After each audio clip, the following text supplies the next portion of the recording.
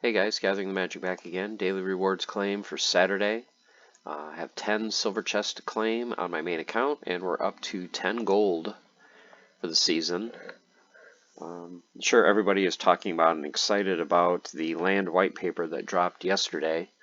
I'll be going over a video covering some details on that shortly after I'm done with this daily opening video, so stay tuned for that. Okay, starting with a little SPS. 3 potions. Oh, there we go. 2 of the White Summoner, Fran's Roughmane. 1 more SPS. A Possessed Puppet. Benari Marks Rat. One of my favorite cards of the new Soulbound. 3 Wily Coyotes. 3 more potions and 2 more Benari Marks Rats. So, very good opening on the main account. Got 5 chests with cards. And got 2 of the White Summoner. So defend is the focus. Let's head on over to the alt account. Hopefully we can have the same kind of luck there. Just opening for any summoner on that account.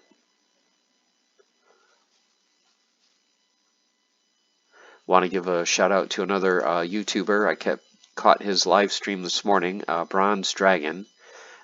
If you haven't subscribed to his channel, please do. I will leave his name down in the description.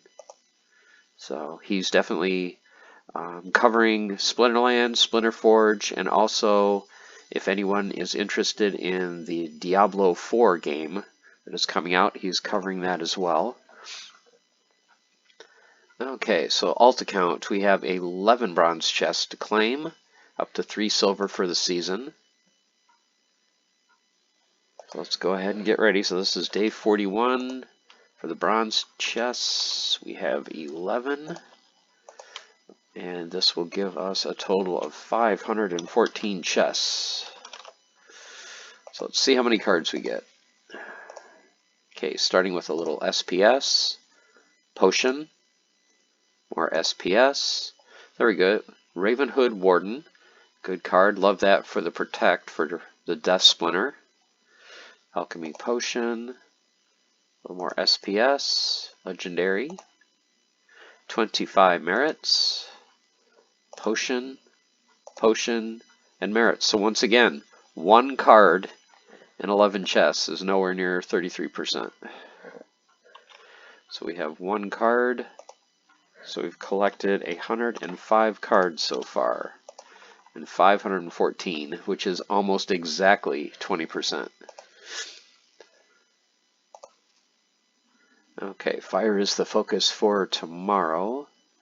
And I want to do a quick Splinterforge battle just to show you guys one of the strategies that I'm using. Let me go ahead and switch on over to my alt account as well.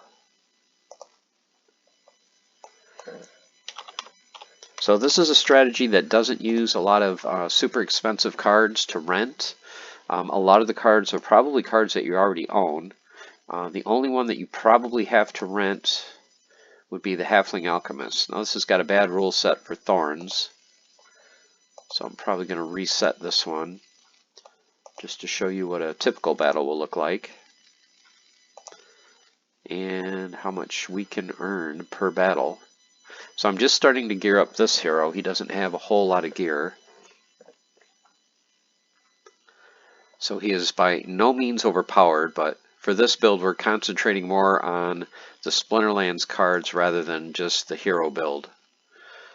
I know there are some accounts here where all they do is max out their hero, put in a bunch of throwaway 0 and 1 mana cost cards. They don't use a lot of stamina, and that way they're able to play 2 or 3 times the amount of matches as other players that play 45 stamina or more per battle. Okay, so hopefully we get a better rule set so I can show you how this team works. And once again, you only need level 1 summoners, so you don't have to worry about renting high level summoners for this build. Okay, Retaliate. Not the greatest, but you'll get the basic idea. So I'm using a Ranger, 6 archery damage. Ilthane level 1, Kelia level 1. Then you're going to rent the Kraken level 1, which is usually fairly cheap to rent. You probably already have a Swamp Spitter for the repair and a little bit of range damage. If you've been playing for a while, one of the reward cards, Epic Jin Renova, level 1 is fine. You just want the Strengthen to get your Kraken 1 more health. That way he'll get 1 more heal. So for 4, you're going to use a Venari Crystal Smith for a heal. For 3, you're going to use the Guardian for another heal. For 2, you'll probably have to rent the Halfling Alchemist. He's probably only 4 or 5 DEC a day. And then for 1, just a slow Creeping Ooze. So you're going to use 44 out of your 45 mana. And then go ahead and submit battle. Most rule sets, I think I can do anywhere from 300 to 500 damage, which is very good for basically a pretty cheap build. I know there's some people that'll have Kitty and Yasik, and they'll have a higher mana cap, so they're able to cast higher level creatures. You know, they'll do 1,000 points of damage or more. But just for this kind of low team, there's almost 300 damage. 12.5 Forgium is the max.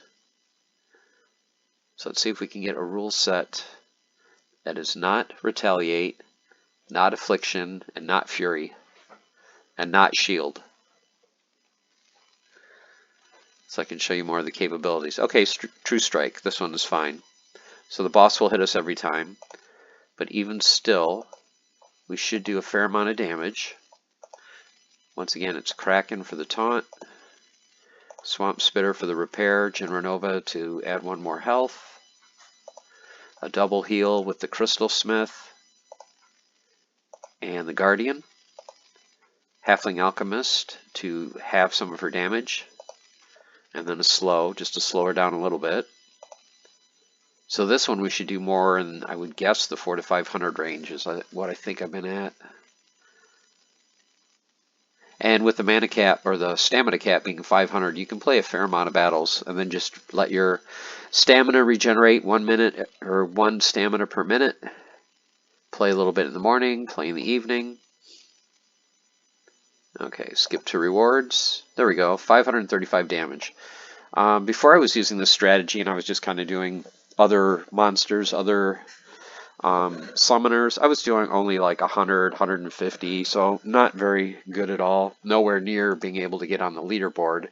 But if you can consistently do 350, 450, 500 damage with just, you know, a fairly easy team to build and put together like this, very easy to rent, you should be able to get in the top 150 on the leaderboards. Okay, I can do 1 more battle, for even Force Field. Force Field won't matter because I'm not going to do 5 or more damage for any of the creatures other than just my my Ranger. So my Ranger will be knocked down to 3. But mainly I want the speed, I want the armor. You know, my Kraken's only going to be doing 4, so I'm right in that threshold. Swamp Spitter's only doing 2, Jin Renova's only doing 2, Crystal Smith's only doing 1, so I don't have to worry about the force field at all. And we'll do the same team. And we should have similar results. I mean, there is a little bit of RNG involved, but usually not too much in this. I mean, if you do 500 damage 1 battle, you have the same rule set. You should do, you know, 475 to 510 the next battle. You know, it'll stay a pretty tight range. So skip to rewards. As you can see, another 400 plus damage. I do have a gold piece of armor, so that's upping my max from getting 12.5 forge to 13.5. So those little pieces of gold armor do add up. So I'm out of stamina. Let me just show you really quick my heroes so you can see that I am nowhere near geared up. You know, this is my alt account and I haven't spent a lot of forge building him up. The only really good item he has is on my main account I had an extra Narder's Ring for 3 speed. So that's probably the best item that he has. So for my armor I have a gold chest piece with just a cheap ruby to give me a couple health. Just basic gauntlets, nothing special. Epic boots for 2 speed. Epic bow for 2 damage. The gem gives me +3, which is 5, and your base is 1, so that's why I have 6. and a very cheap, just regular quiver. So I've got a long way to go to gear this hero up. Oh, leggings, just cheap leggings. So I managed to hit the 20 threshold, so I have the full earnings. And then, like I said, I only have one piece of gold, so that's giving me an 8% forging bonus. So my plan with this character is to slowly build up my forge, go to Splex, and we will go for rare items, and slowly build up our collection of gold rares.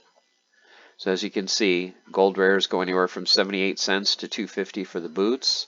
So my strategy is the first thing I want to do is get the leggings, gauntlets, hauberk, and boots, since those can be used by all characters.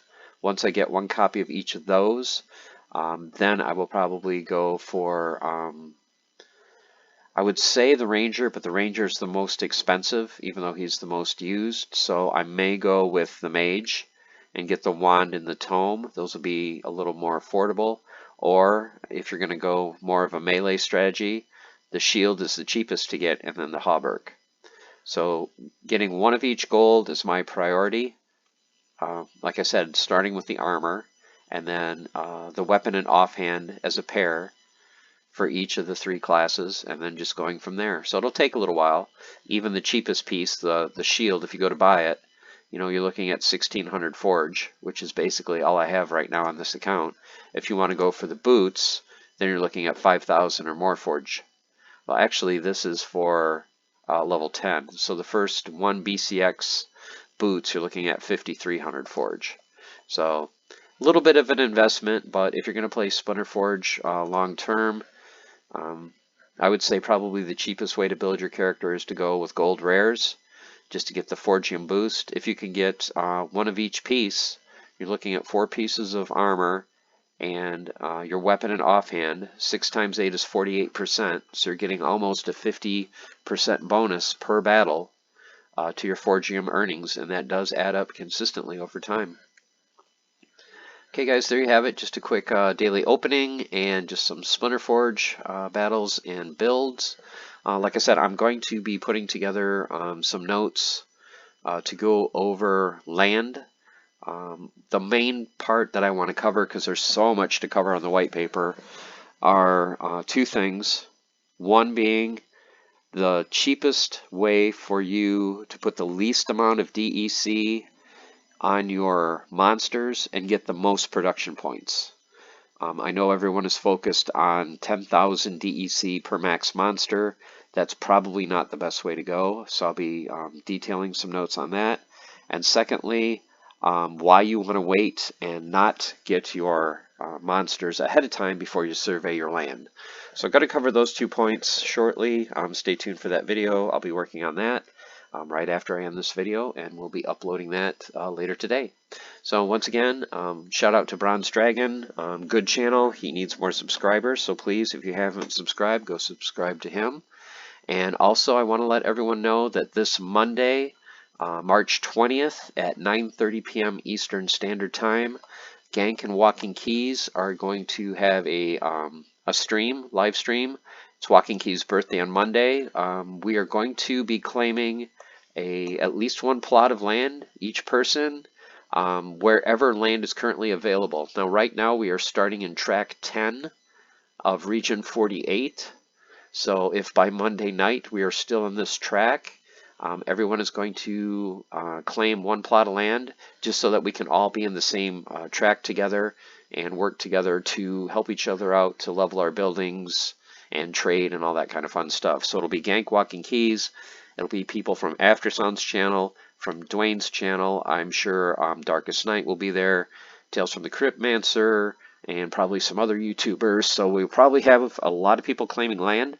So if you'd like to be a part of that shared community that's going to help each other out with land, stay tuned for that. I will put a link also for Gank and WalkingKeys channel as well in the description.